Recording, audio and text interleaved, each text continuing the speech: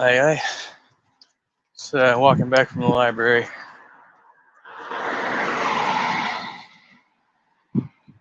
Did my, my doctor's appointment, my 2 groups, and my recovery meeting. So basically, from 9 to 1, I was tied up with that, and I just walked down to the library. I got some stuff printed out that I needed, and got this practical first aid to brush up on my first aid skills. Hey, what's up, CC? Yeah, good to see you. I'm having a pretty good day. I did have kind of a weird experience. Yesterday, I didn't smoke weed all day. Telling myself I wasn't going to smoke any weed. And then I broke down. It was like 8:45. I was like, okay, I'm only going to smoke a little bit of weed. And I did. I took like maybe 4, 5 hits over the course of like 40 minutes. And I was watching some YouTube stuff. And then I just went to bed. And I was cool. I was mellow. I went to bed at 10 o'clock, fell asleep listening to Pop Culture Curator, I believe, and woke up feeling good this morning. And then in between, hold on, I'll wait for this bus. Fire truck.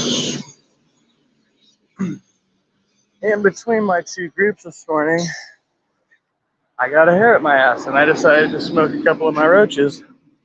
And I went back in, and I was like, I'm not feeling this. And even right now, I'm feeling a little laggy. I'm feeling better because I took a walk and I ate something. But I was actually not liking the way I was feeling getting stoned at that time, But I think I'm getting to that point where I don't really want to feel so relaxed all the time. I kind of like having my wits about me, Sometimes when I think I want to get stoned, it's just some, I don't know, psychological bullshit. So, yeah, it might just be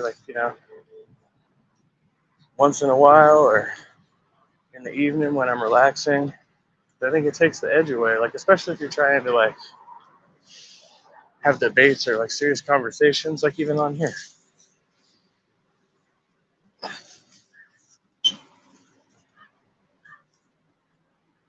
Definitely a lot sharper without weed. That wasn't obvious. So yeah, once I get back, get settled in, I'm going to open up the room, go for a little bit. Pretty much got the rest of the day free, but I do have more homework and paperwork to do, and should hit another meeting tonight. I think there's one around 7. It's cool because the smart recovery meetings, they're secular. They're science-based and logic-based, and it's a totally different program, and you do it all online, so that makes it really easy. Just do it from the comfort of my own home.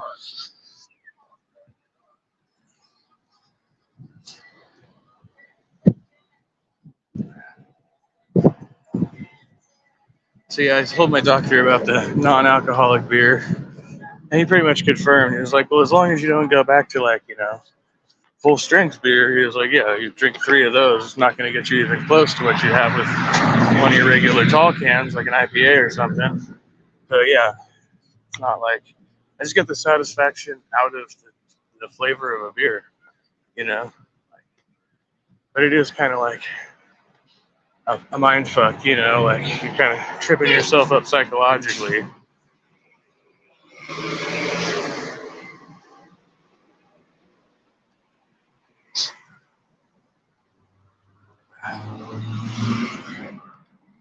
I went back over my head last night with the trimmer.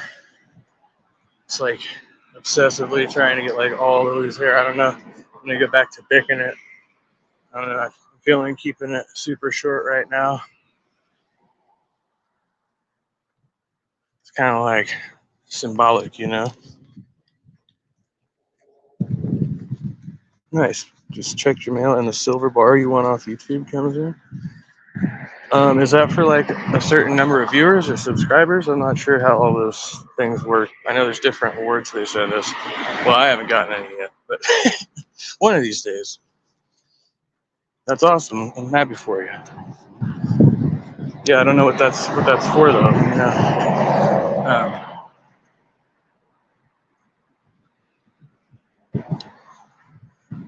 Yeah. So yeah, just basically last night, this morning, just squats, push-ups, like trying to get that energy out. This walk is good. It's a little bit warm out. I'm going for a run today. Maybe later.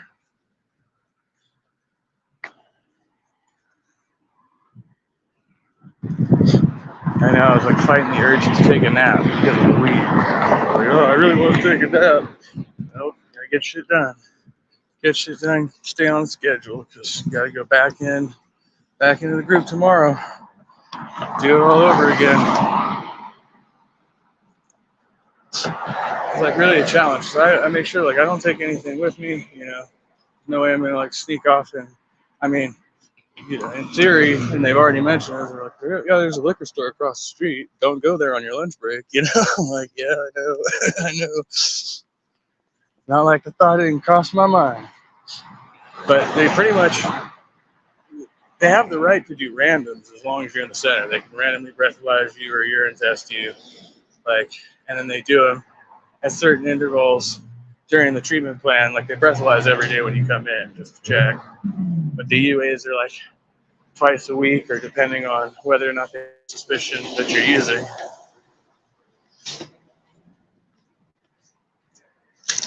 Wow.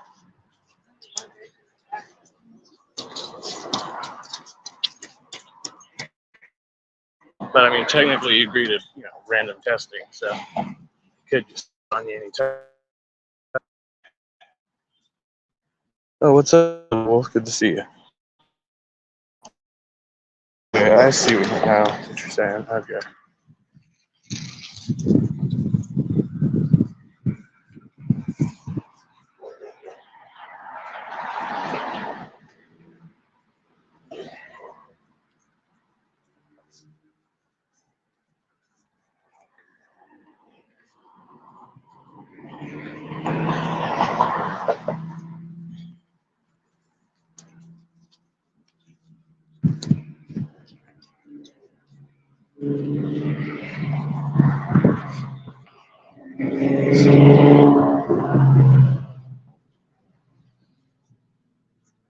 It's the local church. Actually, there's two. This is I've mentioned this on the channel before. This is the black church, and this is the Mexican church. As far as I know, most of the churches around here are predominantly black. There's predominantly black and Latinos around here, so it's like, but I don't think they discriminate. I wanted to go in. Thought about it.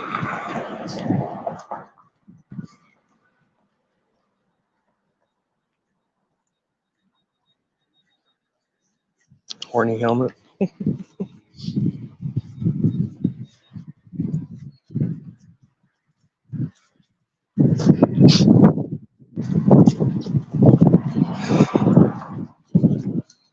So yeah, just trying to reduce my consumption.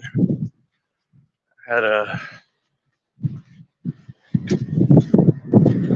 guess I didn't eat breakfast. That's right. I was thinking about eating breakfast and I skipped it, but I had like a brunch. It was basically just like taquitos rolled into a taco burrito type thing, like smothered with cheese and crystal hot sauce. So I had a big bowl of chili last night.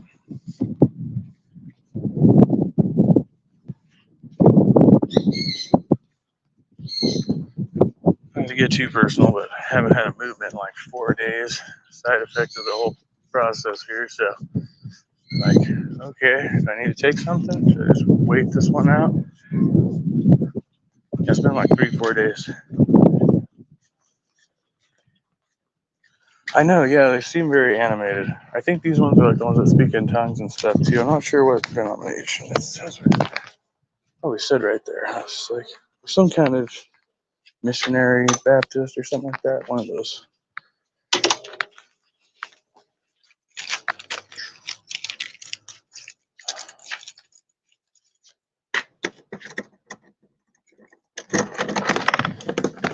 We have arrived. My humble abode. My messy room. I need to get to cleaning. That's going to be my other project. While I'm on this journey, clean up your shit. Clean your room, clean your car. Just clean it up. I mean, yeah. That's procrastination.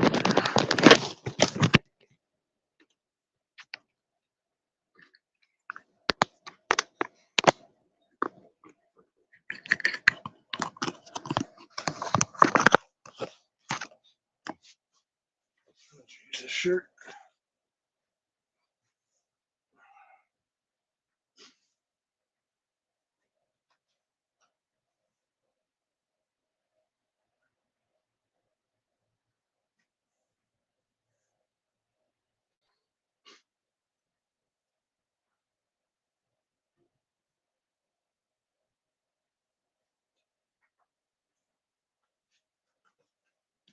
That's better.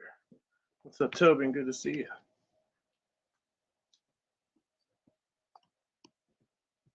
Cold chill. It's cold chill. Oh, let me see this one. Damn, it always fucks me up when I try to show comments from the phone.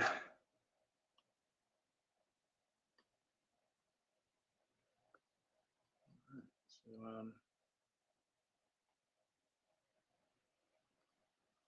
put a link down in the side chat if anybody wants to join. No real topic, although I do have something of a plan for what I'm going to do here. But it's just for fun, just for kicks, just to do a hangout and stream and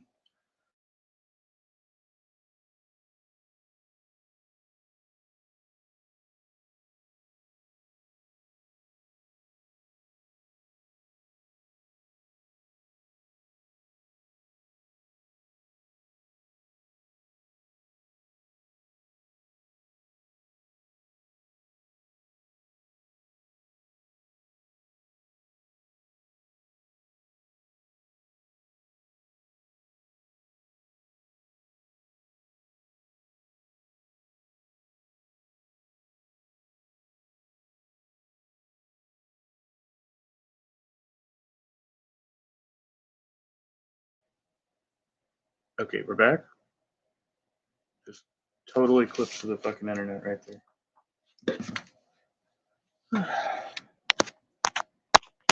Yeah, I know I was muted. It said it lost connection to my microphone and everything went black, and then I suddenly came back. So I guess I don't know what the fuck happened. I did not mute myself. Something weird happened.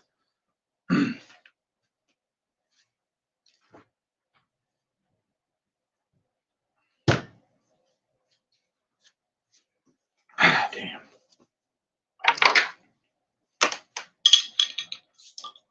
I know what you're thinking.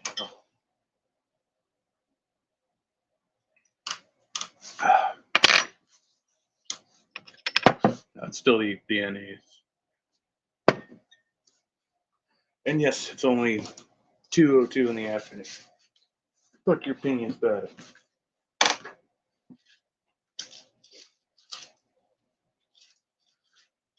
Talk to a professional.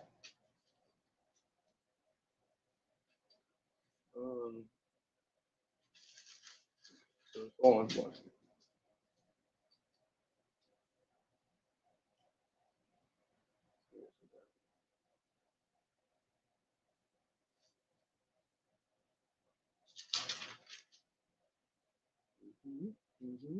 Okay. Yeah, I think this one.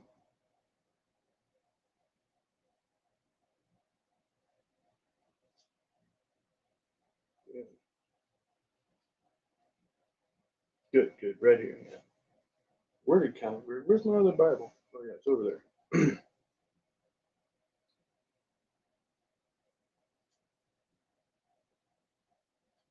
And there came to be evening, and there came to be morning, a third day. And God went on to say, Let luminaries come to be in the expanse of the heavens to make a division between the day and the night. And they must serve as signs and for seasons and for days and years. And they must serve as luminaries in the expanse of the heavens to shine upon the earth. And it came to be so. And God proceeded to make the two great luminaries, the greater luminary for dominating the day, and the lesser luminary for dominating the night, and also the stars. Thus God put them in the expanse of the heavens to shine upon the earth, and to dominate by day and by night, and to make a division between the light and the darkness. Then God saw that it was good. So on the third day, you know, he like divided the night from the day, and he had these. What are luminaries? Luminaries. I don't have a dictionary either.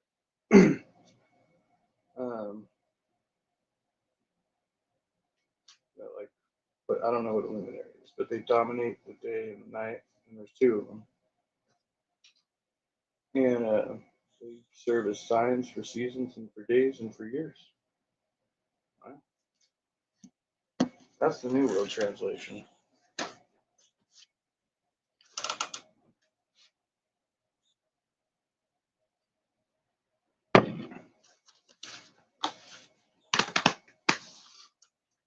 Well, I'm sorry you're not in a good mood, Silver. You just come in the panel and rant and rave.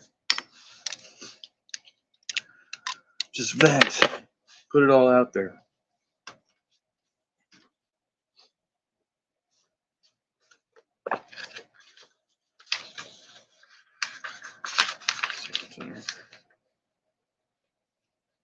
Oh, yeah.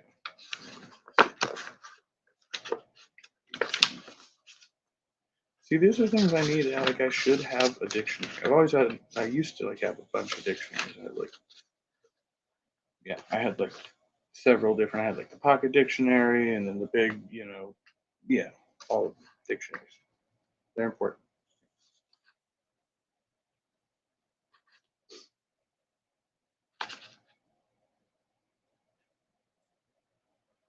Something about luminaries in here.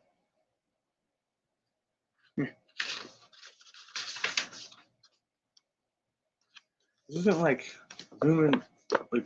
luminescent is like just being light, right? Like it is that's just a description of a light, like luminescence, right? So luminary would be like something producing the light. I don't know. I guess I can't quite. Maybe it's the weed.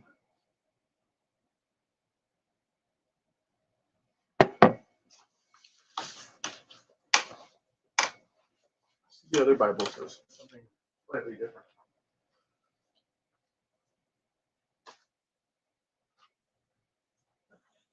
I swore it read like on the third day. Isn't that how it usually reads in these? Is that just the King James? This one has all um, the other history in the front. Right now. 13 or something. 13. No, no, it's the same wordage. I don't know what. That's weird though, because like here it says that in 4:3 God said, "Let there be light," and then 4 God saw the light, and then God divided the light from the darkness and called the light day and darkness night on the first day. But then over here in 13 it says, oh no. So is he talking about the previous morning and evening being the third day, or the one after what he's talking about now? That's where he says, "Let there be lights in the firmament of the heaven to divide the day from the night," right? But he already did that over here. No, this thing's fucking confusing.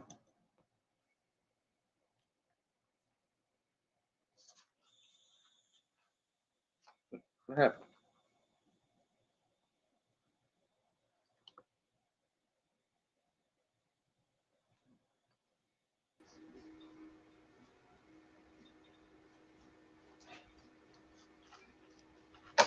Hello. Good evening.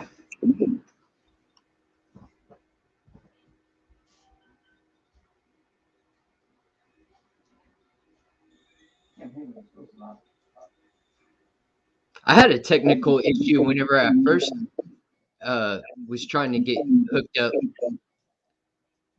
I'm hearing an echo.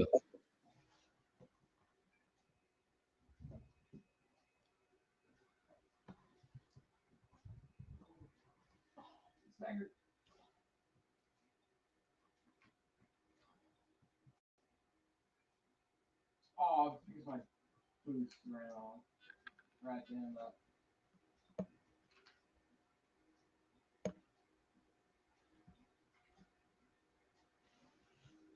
Oh.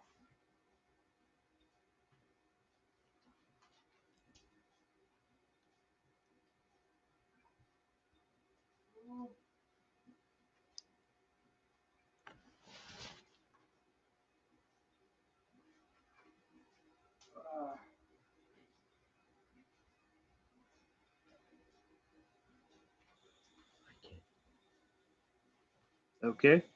Oh, now I hear you. Okay. Sorry, I still don't have my earbuds, so that's probably why. I just switched my settings though, so.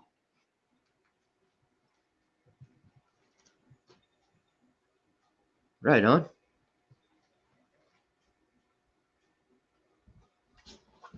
Is that The better echo on your went end? away. Yeah, it is. I can talk without the echo. Heck yeah. I don't know why that is so distracting, but it is. Oh, I know. There's a musician It's like online. There's a musician online that has made this device that basically does that. You can't like hear it in the video, but he has a little thing that kind of makes it to where people have a hard time uh finishing their sentences, and like he bets them to read through a passage in a book, and he stumped 9 out of 10 people. So there's like an anomaly there, but it's really interesting. nice. Yeah, I used to work a lot with like the in the like in an effects pedal when you'd have like some kind of looper, and then I would Yeah, just like loop it as long as you could go, and then make all kinds of strange noises and plug different instruments into it. So you'd have like some bass and some guitar, but it was all just noise. And then I remember one time my roommates were pissing me off, so I plugged it in through my drum amp. I aimed it at the ceiling. I turned it up as loud as I could, and it was just like this grinding like machine sound. And we just left it go, and we went out to the club and just left it going for like hours. It was just blaring at the ceiling. That must have driven them nuts. Like when we came back, it was still going. yeah, that is considered noise pollution. Whenever it's just something constant. Yeah.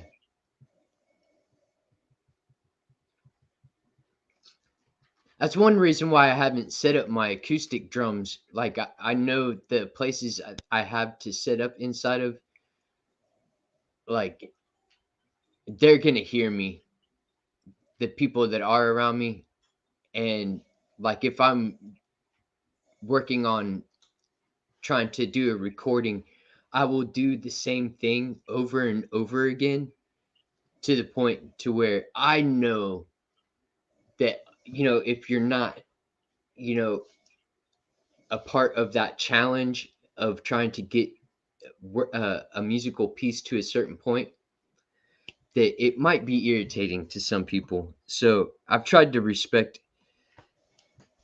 the others, although I haven't always been that way.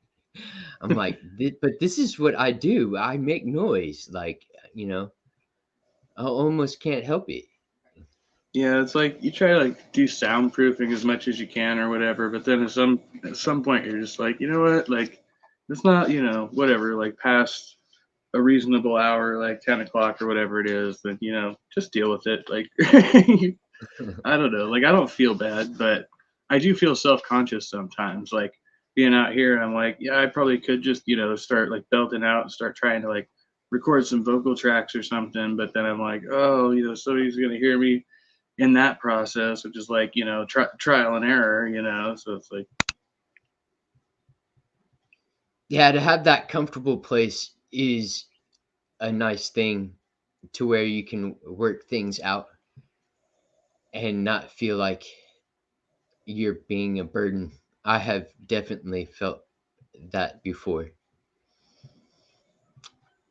well, I That's also for feel like sure. I don't want to hear somebody, or I don't want somebody to hear me like messing up either. Yeah, Like, the first couple yeah, times I'm probably gonna mess this up.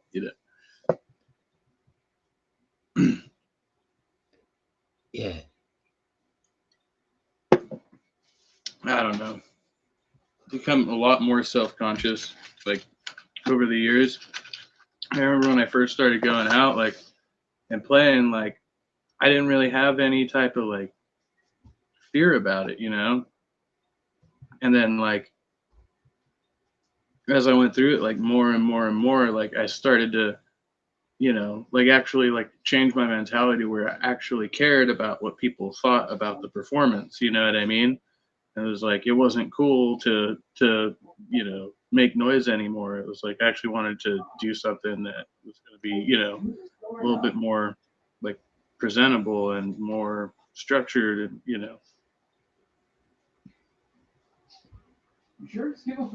Right on. Yeah, I was on that spectrum too as well. On that same end, I would go jump out and go play a show pretty quickly, and I was a motivator in getting people to get out of their comfort zone and let's go out and play for a crowd of people. You know, we have spots around here in Houston to where there's open mic jams, and it's pretty easy to become a part of that whole scene. Um, but yeah, I enjoy doing that. One the band that I was in for the longest time for Simple Reality, we um we had the style of just play. Like our rehearsals were, you know, we were just going to go in there and go play and make some noise. Um, although things like did become like less random, there were things that we expected to happen, but it wasn't like we're sitting there writing it out and being like, this is how this part's going to go. Like things came out very organically. I still have the recordings of that stuff, and I sit on them at times wondering what I should do with them. Yeah, I mean, I say release it all, but then I'm like, yeah, well, that's slippery slope, I guess. But yeah, I kind of had the same thing with like No Right Turn. Like, we'd come in after a couple days off because we'd usually spend like 4 or 5 days together at a time, and we both have written some songs, and it'd be like, okay, here's my song, and we'd play through it like 2 3 times maybe, and then be like, all right, hit record, like that's all, that's it, that's the whatever we got after that was like the structure of the song, just put it down. But we also like we had enough of a connection that we could kind of like read where the other one was going with a certain thing. Yeah, it does become that way. There is a connection that you make with your bandmates, or it is possible to make a connection with a person like that, and your ability to improvise. You've just played with the person so much, you pretty much know where they're going to go and where they like to take things, which it is cool to be a part of that. It is fun. Yeah.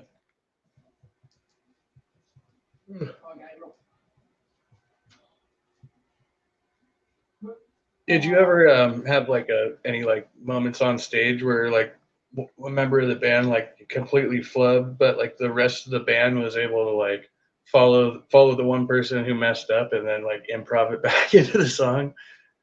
You know what I'm talking about? Like, Yes. Um, yeah, we did have the mentality of like if somebody messes up and or there's a technical error where all of a sudden the instrument is no longer working, um, the rest of the band would just keep on going. To us, it was about like just like playing the show and like try as little to let distract from that moment. And we didn't like to take breaks in the middle of songs. We didn't really talk to the crowd. um we just did it. And I think it is a good thing to practice and not be distracted. Try not to allow yourself to be distracted. Like, I find it interesting whenever I do find something as a distraction, like certain sounds and stuff like that. I'm like, well, why is that distracting? I can deal with this thing. Why is that distracting to me? But yeah, the yeah, show must go on. yeah. What I'm really bad with, or was really bad with, I've gotten better over the years. Like, I'll have like my cable won't be wrapped around my strap, so it'll just be hanging loose. And then I have the habit when I get into it, like I'll go dog leg, like my leg will start bouncing up and down, and then I'll kick my own cord and boom, just pull it, and then it'll Hmm. be like mid song, and the guitar will just go out. I'm like, 1 second, but everybody keeps going, and then I take my cable, plug it back in. You get that little as you're plugging it back in. Yeah, Try to love get that back sound. to That would be one to put on a looper and fucking point the speaker at the neighbors. Oh yeah, for sure. I probably put that one in there too. That was terrible. Yeah. Christian Carpenter says soundproofing on a budget is one of my specialties. Yeah, we did at the other studio with the other band I play with. Well, they did. I wasn't really there for that, but used wine like the inside of the boxes that they ship wine in. They have these like I don't know what the material is, but these like inserts that go in between the bottles so they don't smash together. So they got a bunch of those from the back of a winery and put them up all over the wall, and it works pretty good. It works pretty good for sound baffling. Yeah, from what I know about creating soundproof, density does matter, having some density, but what really helps uh, reduce the sound is creating an uneven surface. So whenever a sound hits against it, it refracts instead of like bouncing right back, Right. and uh, it makes the structure you're in resonate less. But yeah, Yeah, that's kind of the way these are too. They have like these kind of curves to them. Yeah, there's a curvature to each one. Yeah, I think it's part of why it works so well. I've just tried to use like I had the office. I just had like pieces of styrofoam and stuff like that. But um, yeah, I felt like that just being like a flat piece of foam, like probably the same effect. Like it still have a little bit of that bouncing back.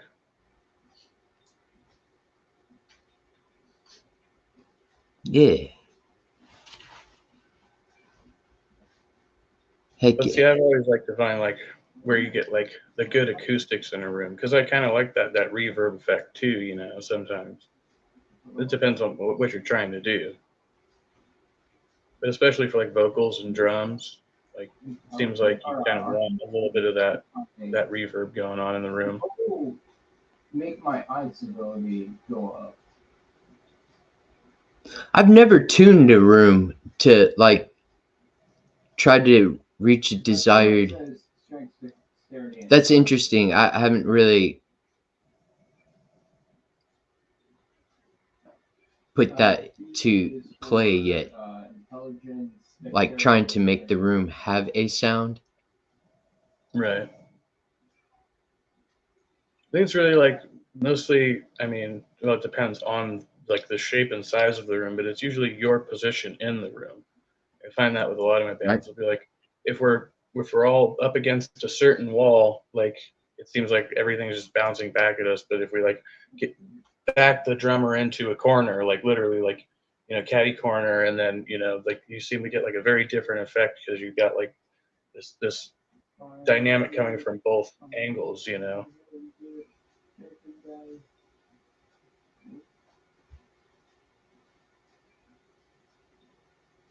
Yeah.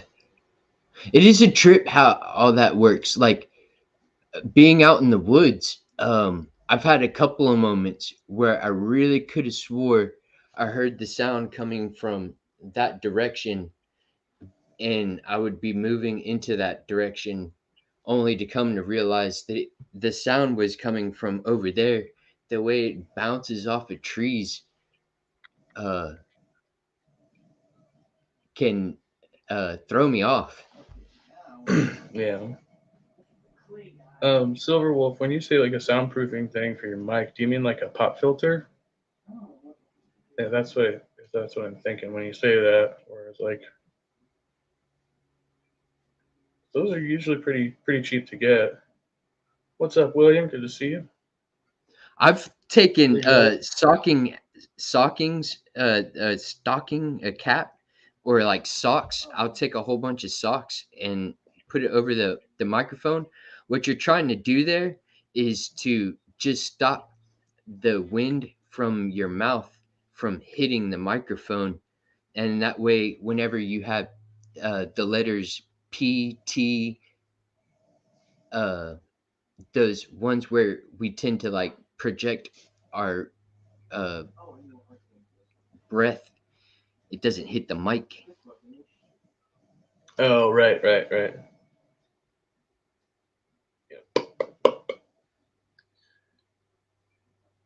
Yeah, and I'm bad about like putting my mouth like right up against a microphone. Yeah. So I usually, if I go to clubs and stuff, I'll bring my own microphone because I'm like, no, I know I'm probably gonna end up kissing the microphone. I don't want to, you know, put my microphone on my lips on the same thing that all these other guys have been spitting on all night, you know. It's like using We're the house working mic. on we're working on a recording right now. I'm working on doing a live performance, and I haven't put up a microphone in a while. And the first night I was playing with my eyes closed, and I didn't realize how close I was to the mic, and I basically punched myself in the teeth with the damn thing. Yeah. Oh yeah, I've done that.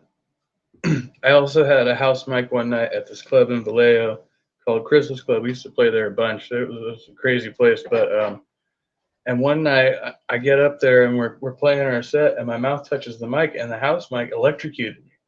Like, Yes. I was like, that was weird.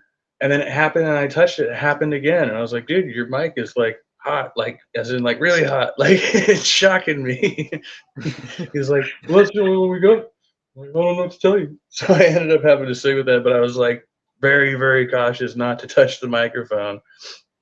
That's the craziest thing. I've never been electrocuted by a mic before or since.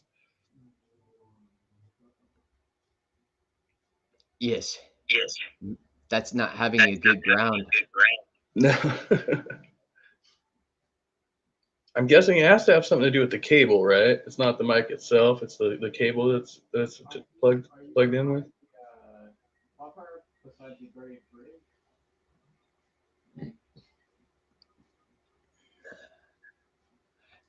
it can be, it could probably be a thing with the head that it's you got it plugged into, is sending electricity through it, or it has a current going through it, Right. or the place itself where you're powering yourself from, that place doesn't have a ground, and the back feed has nowhere to go, so it's coming up through the mic, Yeah. and then you catch that shot.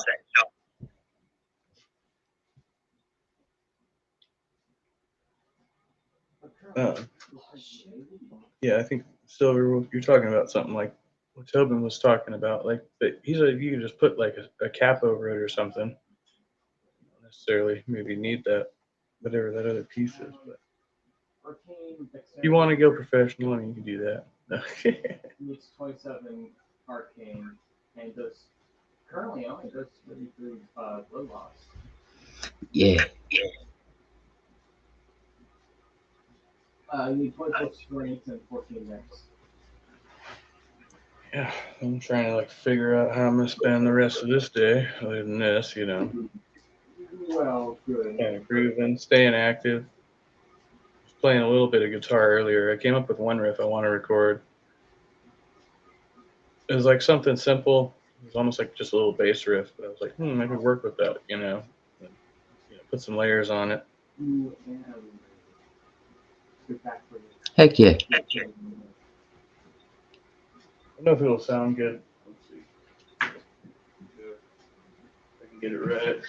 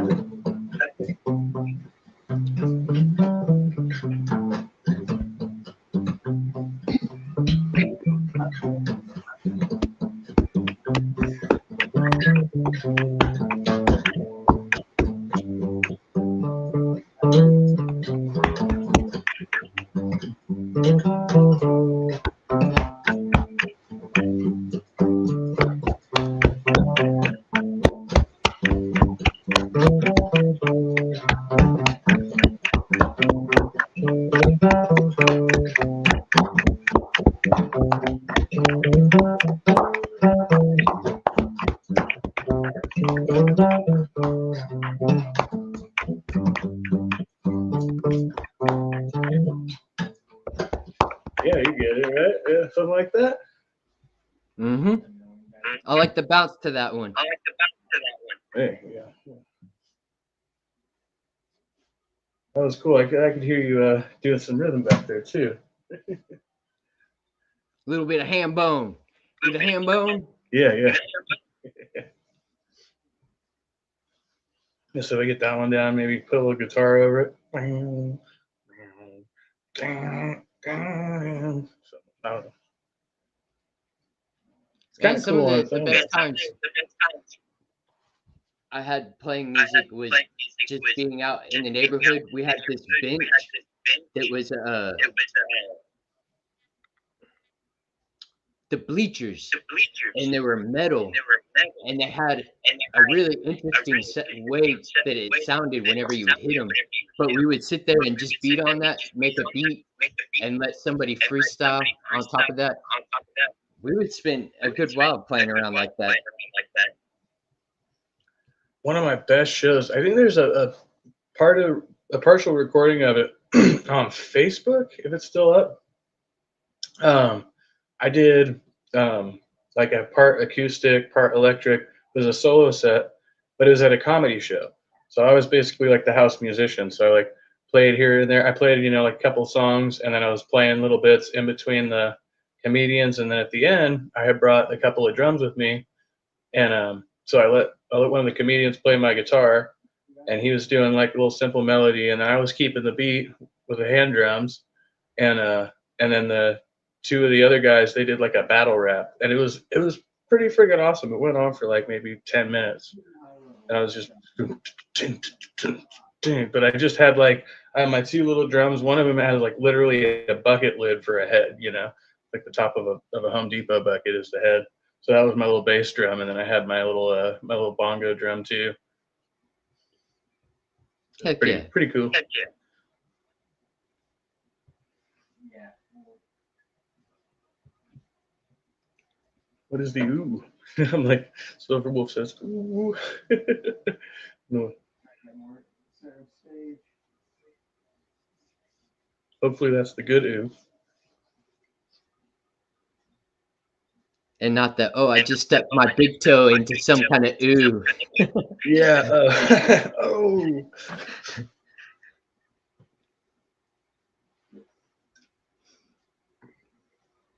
That looks really cool. Yeah. Knock this off.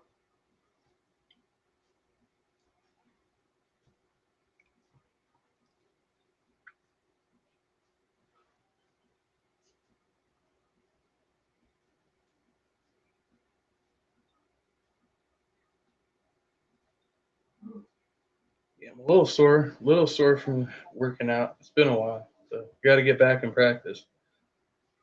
But I knew today I was like, I got to push it. So like last night I did like 2 sets of 15. Today I was like, all right, I'm doing 20. So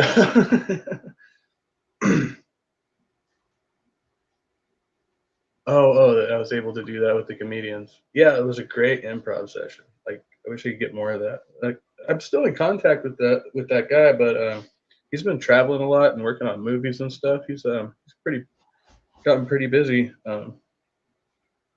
which I'm proud of him. You know, he was just coming up. You know, when I started Trusty Apes, and then we did this couple shows together, and he booked me for my that comedy show I was supposed to do a couple years ago that I kind of like screwed up, you know, like I was out there, I was like, didn't really nail my set. I was not in the right headspace. So it was like, I bombed it, but he wasn't there that night. So he was traveling. So I was like, cause I was totally prepared to work with him. But when I saw just a bunch of people I didn't know, and they're all really cool, I wasn't familiar with them. And I was like, well, I have a certain dynamic with this other guy. And I thought he was going to be here and, you know, be able to like work off of each other. So now I'm like kind of on my own a little bit. But then I ended up having like a really good time with another comedian named Wyatt, and he ended up kind of bailing me out a little bit by like coming up on stage with me and all this stuff. So it was pretty cool.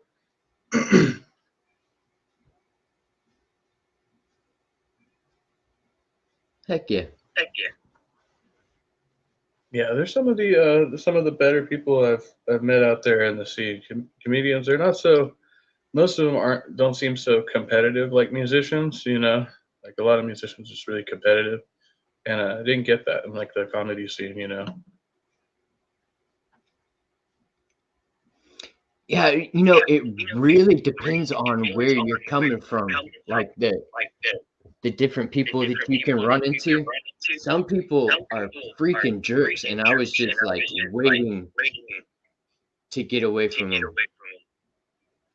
But like, there's a bunch of people along the way on my journey that were strangers, and you know, made connections and were able to uh, have a good time. Yeah, absolutely. I mean, it's not all like that. I was, you know, generalizations, but yeah, Yeah. for sure.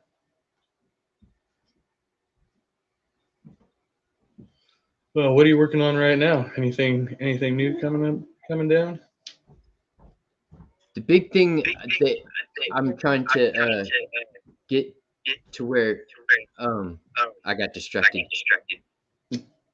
The one thing I'm working on is being able to do a live performance that is recorded of the full entire Felicia's thoughts and behaviors.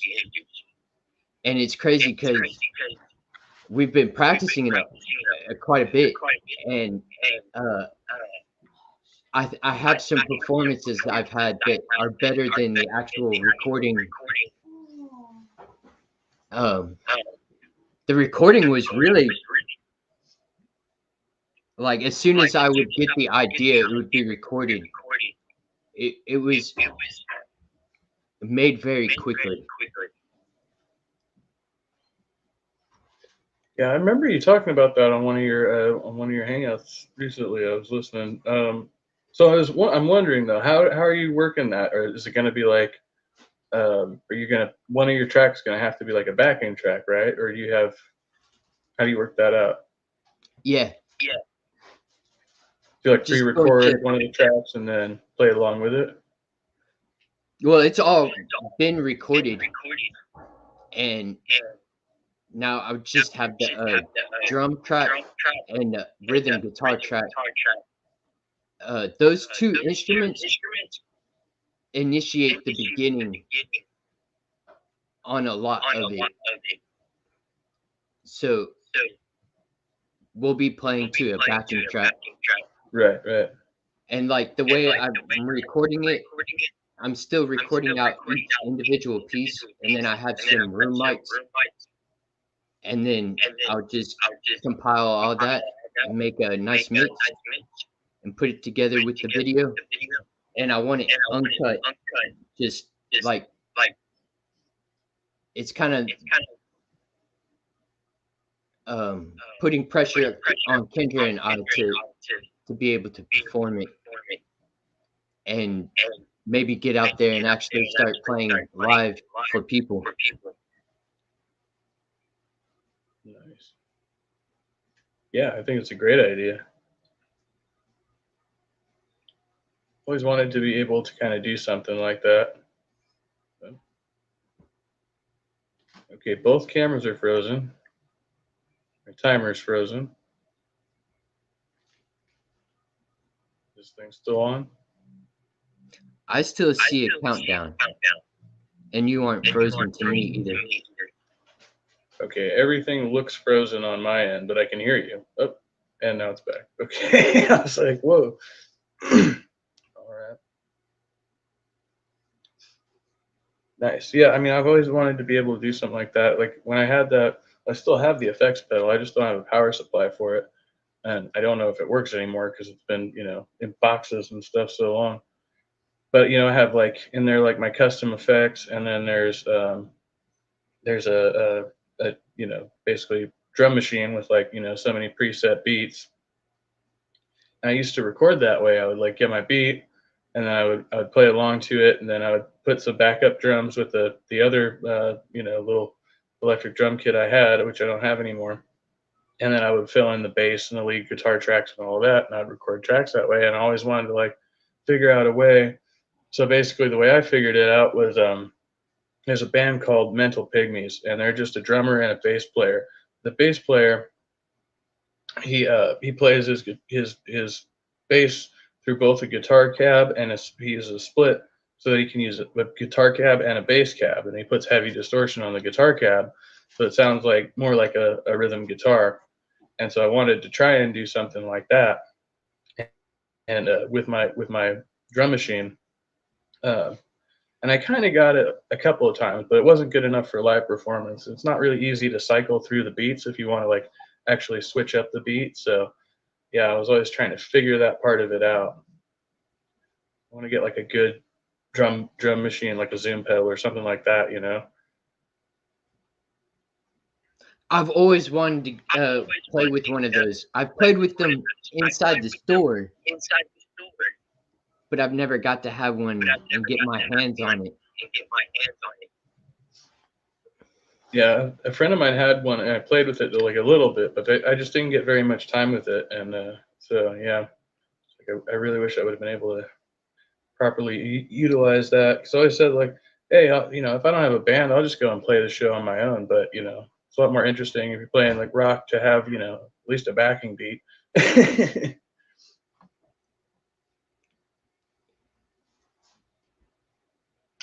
Yeah, having a beat really does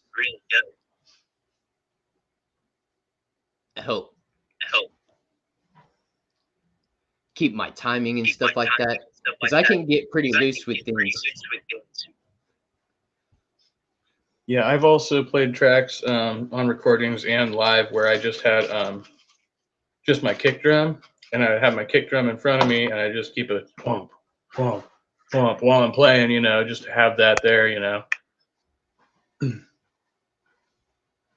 then I can, like if I'm recording, then I put other drums in behind it. But that's like the base of the recording is just you know what I mean? Something like that.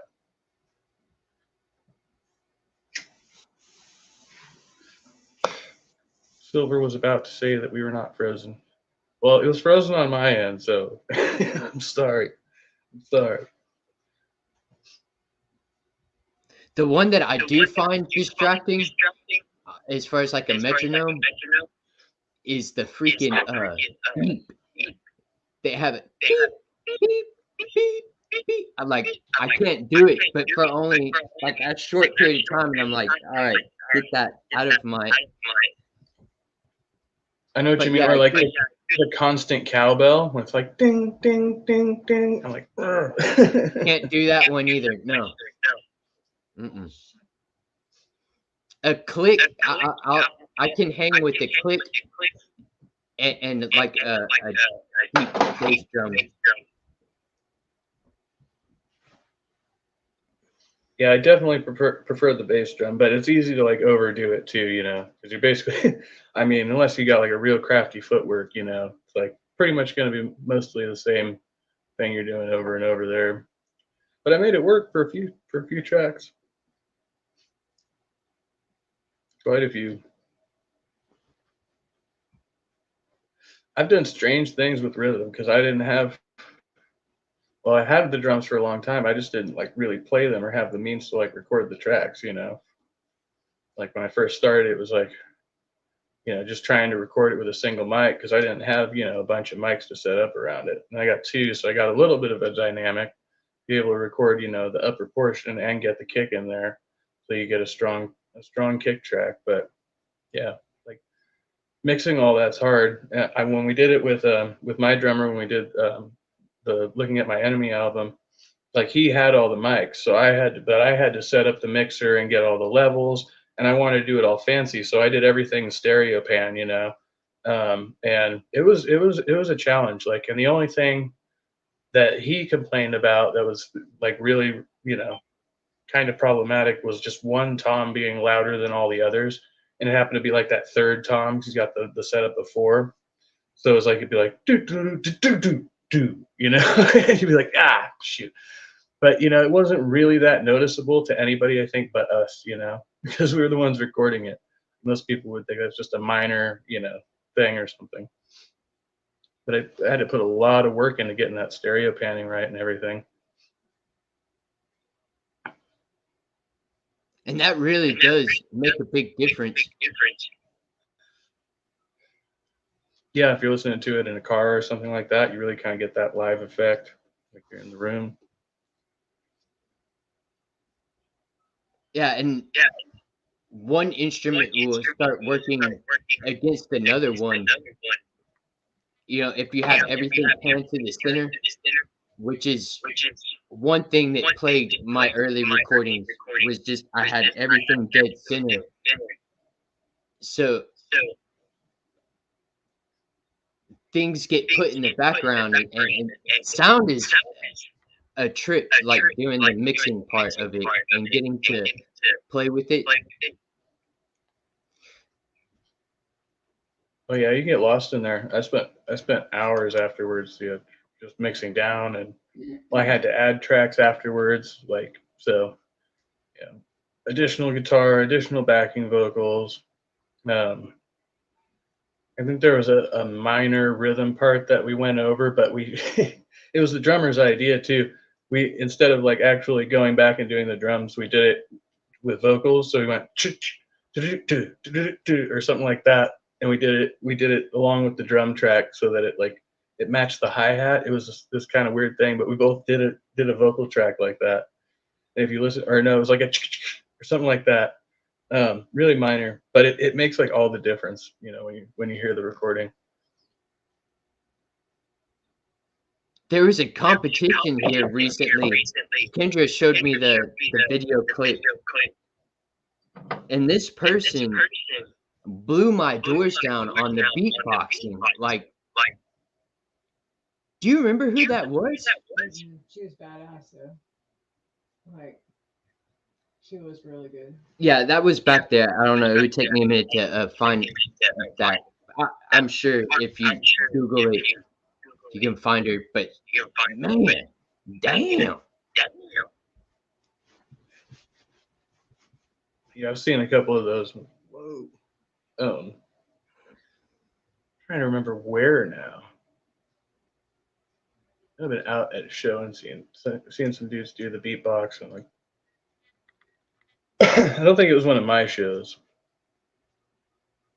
Oh yeah, yeah. It's amazing what people can do with just producing sounds into a microphone and being able to cup it just right, things like that. Produce the right effect.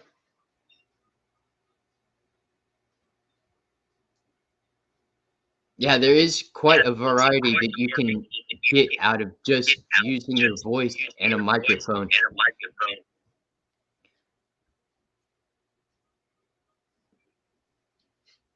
Absolutely. I used to love playing with the vocal effects too. I had a vocal effects pedal for a while, and yeah, playing with those. Like, you could do all kinds of stuff with that.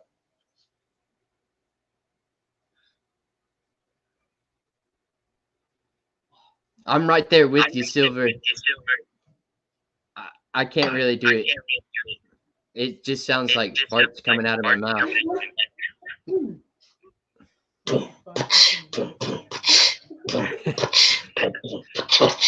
Oh.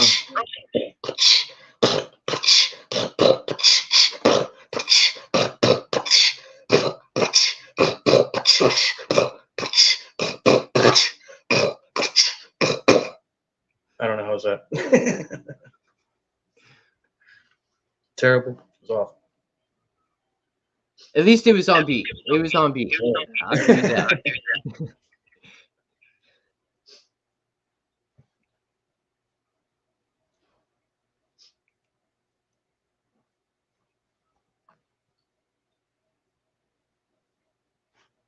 If I practice more, I'll probably do better. That's the thing about it, right? It's something you got to get into practice with, I guess. See what you can do and experiment.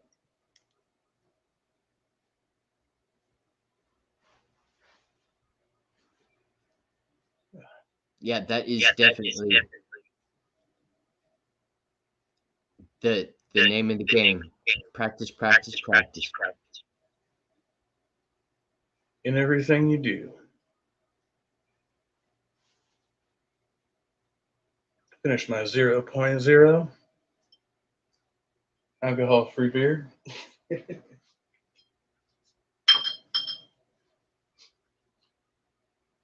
And I don't have a buzz. Woo.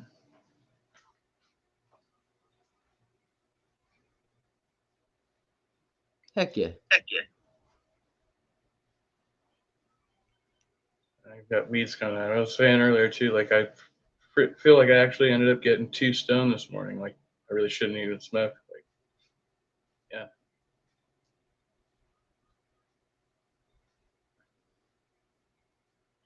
Trying to get more used to being straightish. And then some chick in group yesterday was talking about microdosing mushrooms, and I was like, that sounds kind of good right now. Too bad I don't have any.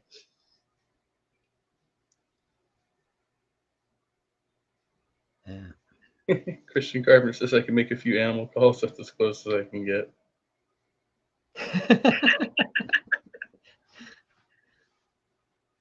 Time for the cat call. The cat call. That's from a song by one of my buddy's bands. You can catch me out here trying to talk to the animals.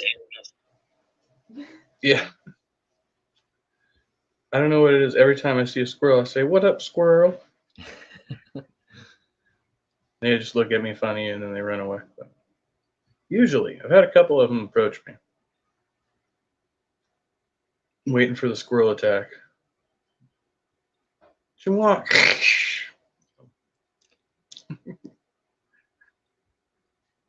I'm glad they're not aggressive. They do have some claws, and they do got some nasty looking yellow, sharp ass teeth. Yeah. Yep. about that. They can break nuts with those things, man. You can do that.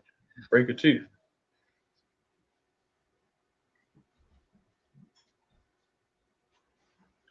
I suppose I'll sit back down again. Figure out whether I'm sitting or standing. I'm sitting a lot lately. A lot more than I'm used to.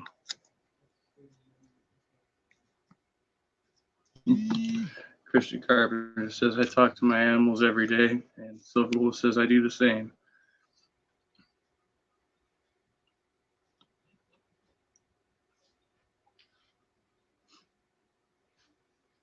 Yeah, I talk to the cats a bit around here, but they're not as friendly.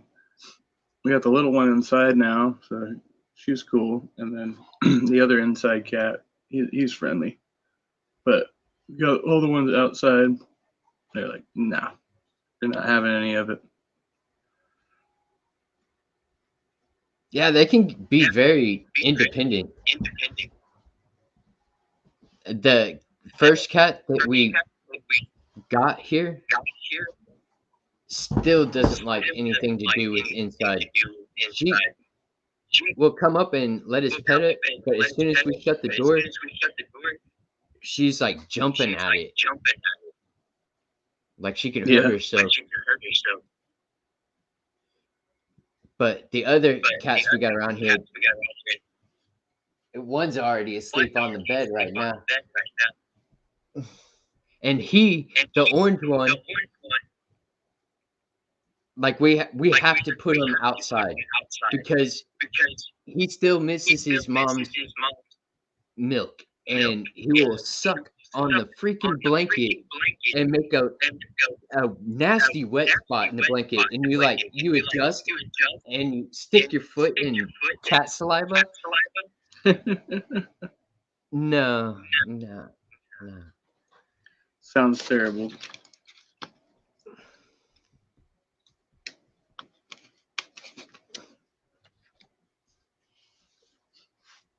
Yeah, Christian Carpenter says he's the food man. When my cows hear my voice, they all come running. Yeah, especially if you're the hand that feeds. I don't do that. I don't feed the animals. That's somebody else's job. With my animal, I'll feed them, but I don't have any animals right now. I just live with them.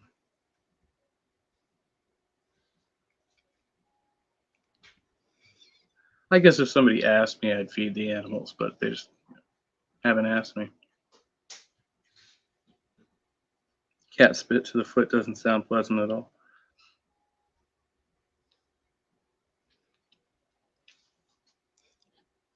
And he's funny looking while he's doing it because he's got his paws up and he's just pawing the blanket and purring. Shit, sorry.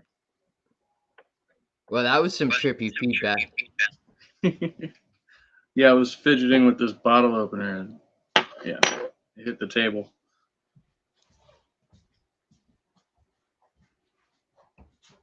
Oh, so Probably that was the ringing of the metal. Yeah.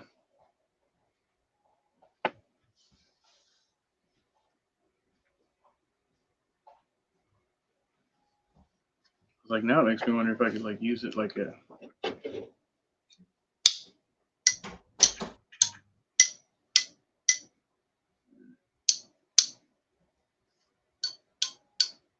probably need something else that's like circular.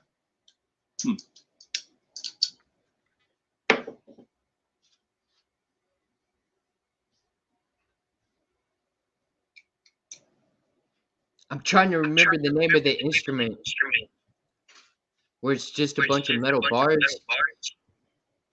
A xylophone? Xylophone, yes. Yeah.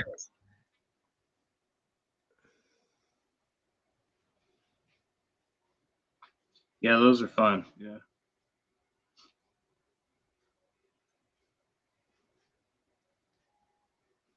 One thing that was really interesting with that tongue drum, it's just one metal piece, and then they've cut into it. And the thing that I found that was really interesting about it, because I was trying to figure out which note was which on it, and whenever I would hit it with the tuner,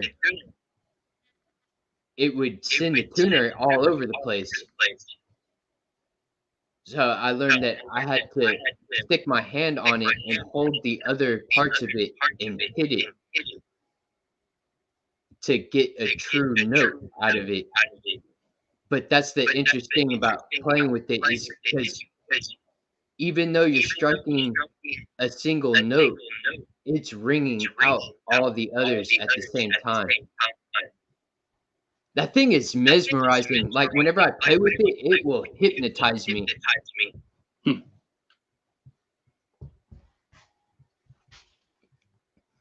That's awesome.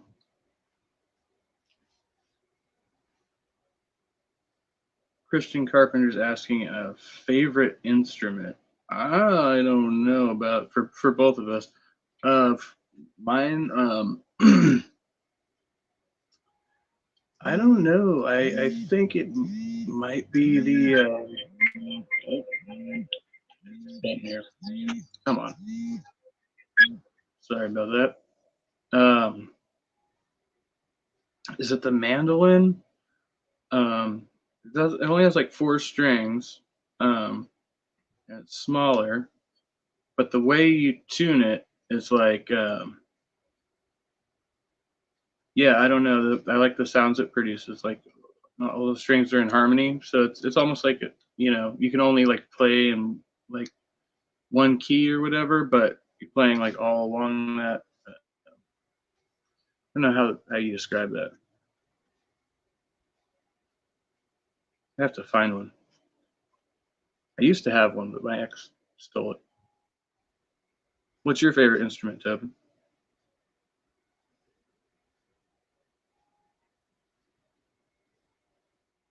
It is that is a difficult question for me, and it's really between the drums and the guitar. The guitar, I love it so much because it's so portable and you can pretty much take it anywhere, and you can even play around with it even and not be really loud. But the drums are a great exercise. Like I do enjoy beating the snot out of some drums. Yeah. CC says his favorite instrument is a banjo. I think I've played banjo once or twice. I've never had one, but those are fun. It's kind of, I think, similar to the other instrument I'm talking about, but I can't remember. I don't think it's a mandolin. I'm thinking of the wrong thing. Not mandolin or mandolo, but it's one of those. It's actually like a classical stringed instrument, I guess, like classical instrument. A big tater. Or tater big. Tater big.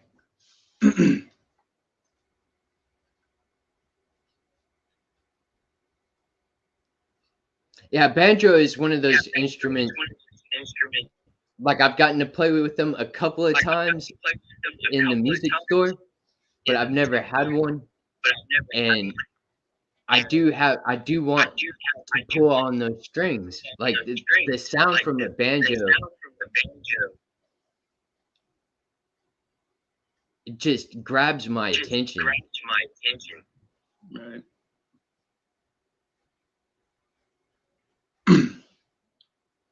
Recently got a ukulele. Ukulele is cool. I've gotten them for all my kids, basically. I have one.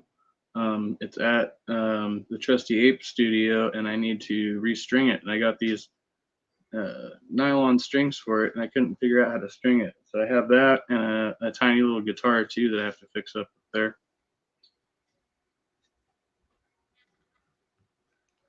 Yeah, nylon strings are fun to play on too. One of the things I just learned about those is whenever you have a nylon string guitar, you don't want to hang it or leave it sitting. The plastic over a long periods of times can start to droop to the bottom of the guitar. It's wild. But yeah, I was told the proper way to store them and keep the longest life out of a string is to make sure they're like laid down, in a box.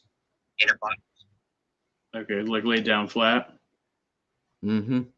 Okay, good to know. I did not know that. Yeah, I played a couple of guitars with nylon strings, and I played one guy that I used to play with. He played with nylon strings on his bass. I played his bass one time, and I was like, "Oh, you're a cheater," because it was so smooth and so easy to play. I'm like any of those riffs that I would usually have to like work hard for, blister my third finger, and and all that stuff. It was just like it was so easy. It was ridiculous. I have not played a bass with the nylon strings yet. But Yeah, yeah, it was they are really- much more forgiving. Yeah.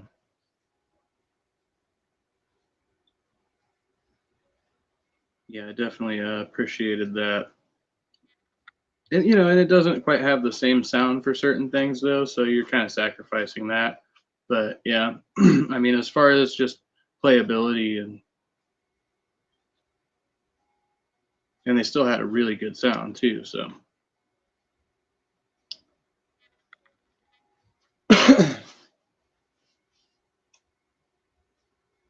It's cool. Christian Carpenter has been playing for a long time too. Yeah, that's your first banjo when you were 6. I got my first guitar around that time, but I didn't actually like learn to play it.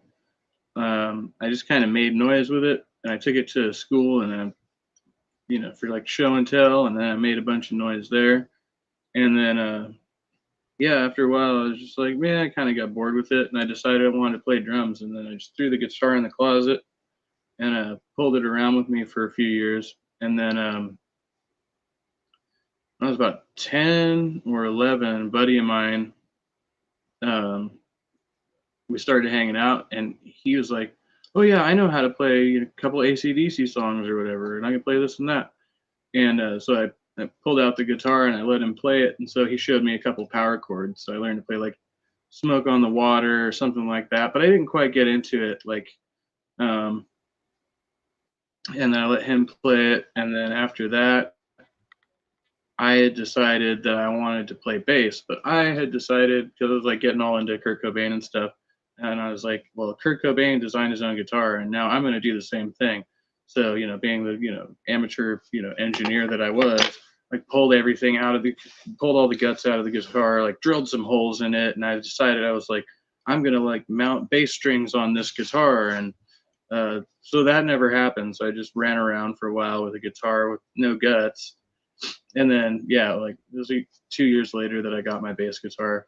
And yeah, then I just learned to play that. And I was like, all right, well, one day I'll do something with this guitar I tore apart that I had since I was like 6, but never did, and ended up losing it in one of my many storage unit failures.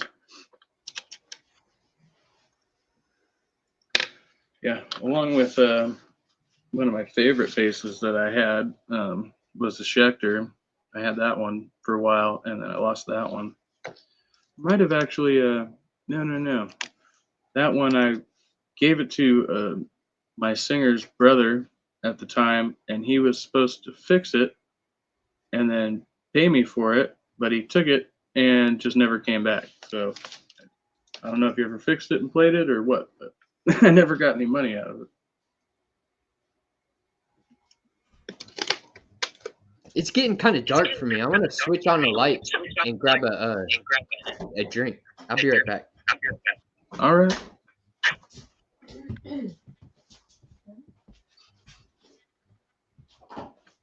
Might have to try what with your bass guitar. You mean nylon strings? Yeah, they're very easy to play. And a great sound.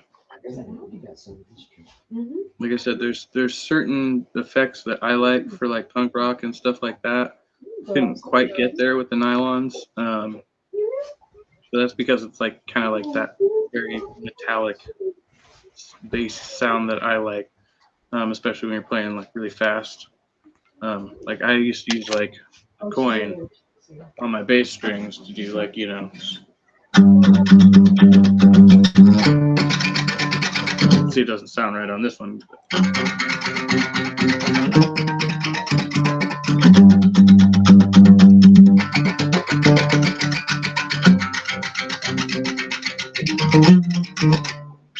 When you do that on a bass, it's got like a very different effect. Electric bass, yeah.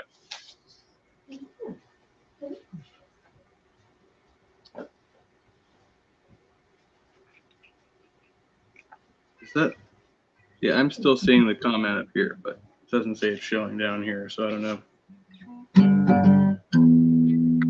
Is that a tune?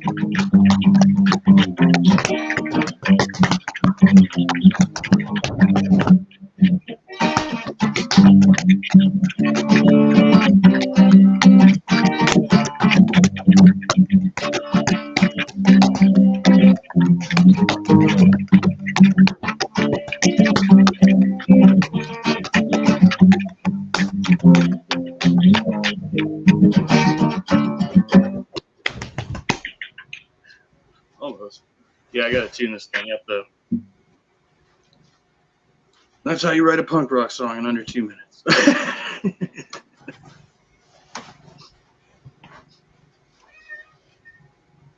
That was a little punky, a little thrashy, somewhere in there.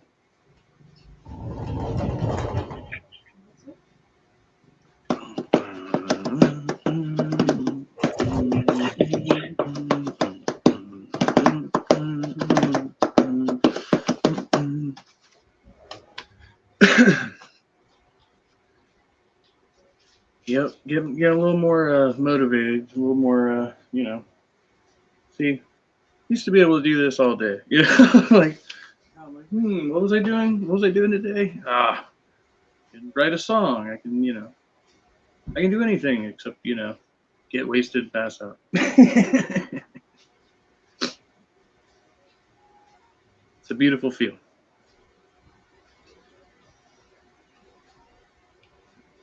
I'm alive. Yeah, I don't know. You know, some days I feel like, you know, well, it's only been 3 days, but I'm always like, they really have to like do all this stuff, and yeah, I guess I did because, you know, I kept trying to, you know, whatever, do it on my own, and it's not working. You know, it's like, what else am I gonna do? I forced myself into some kind of commitment here.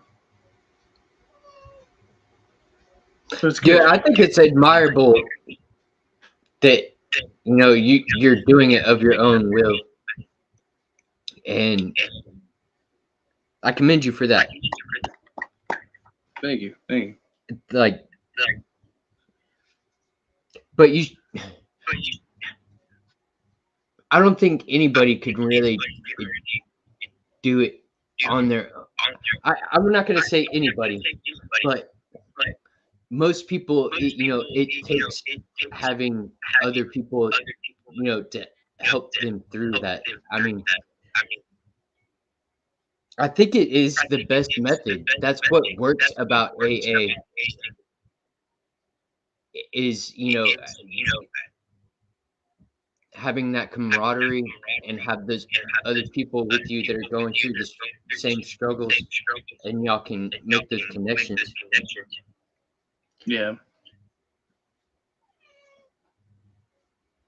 Yeah, and I need to like get more, I don't know, involved, I guess. So it's like, just feel like, well, I'm, you know, I don't know, I have trouble, you know, breaking the ice or whatever, making that first, you know, communication. But like, you know, I know the people now. It's just I don't know how to like strike up a conversation. It's like something I've always been bad at, you know. It's, well, whatever.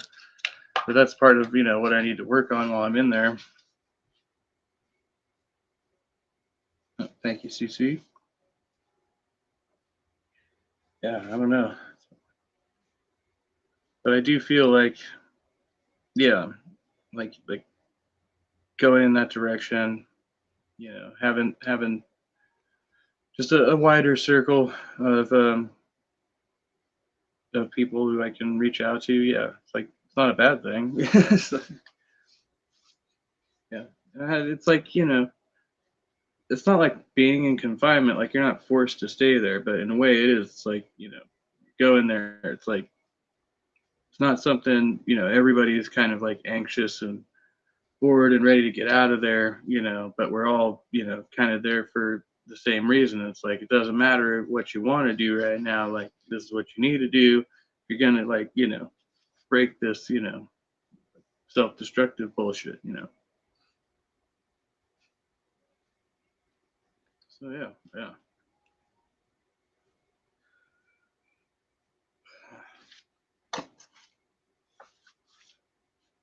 And taking my medications, well, mostly. Because this one, even when I talked to the doctor, he said the same thing that I was thinking. He was like, yeah, probably by the end of the week, if you're not, like, you know, having a really hard time, we're just gonna, you know, wean you off that stuff. And then, yeah, I've been taking my allergy medications. I got these allergy medications, this nasal spray. So it's like really helped with my breathing and my congestion and stuff too. That is that season where that crap starts coming around. Yeah. It's like I can't believe I just went so many years, like, you know, just not not taking care of simple stuff like that. Yeah.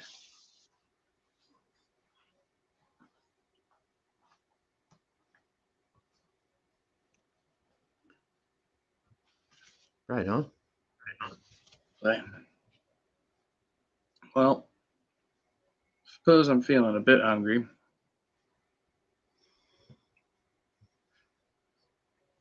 Yeah. Should probably Yeah, I think go to the it's that grocery time. store rather than, huh? Yeah. Dinner time for you? Get in my belly.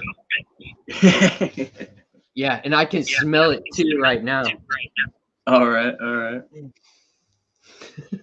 Yeah, I'm probably gonna go to the grocery store because like all I have here is like taquitos and canned beans. So I'm like, yeah, I'll probably go try to get something a little more. You know, been eating a lot of taquitos and beans lately, so maybe a salad.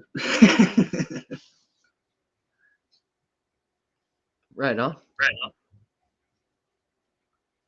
All right. Well, I suppose this is the part where we wrap up this show and check out Tobin's channel, Tobin Templeman, Ken Bin Fam. If you haven't yet, you should because there's really good shit over there, like great music and hangouts and stuff like that. And you know, this Trusty Ape channel. If you don't know, Trusty Ape, hashtag Trusty Ape Co at Trusty Ape Co. Push your brand, and I'll be doing another show probably tomorrow if I don't get a hair up my butt later. I don't know. It's going to be a long afternoon in the land of sobriety. Much love. Be well. Stay trusty, and we will see you on the next one. And do I have time? Do I have enough time? Wait for it. Oh no. Why is it so far down there? I know it's going to run over time. Oh well. Do. Did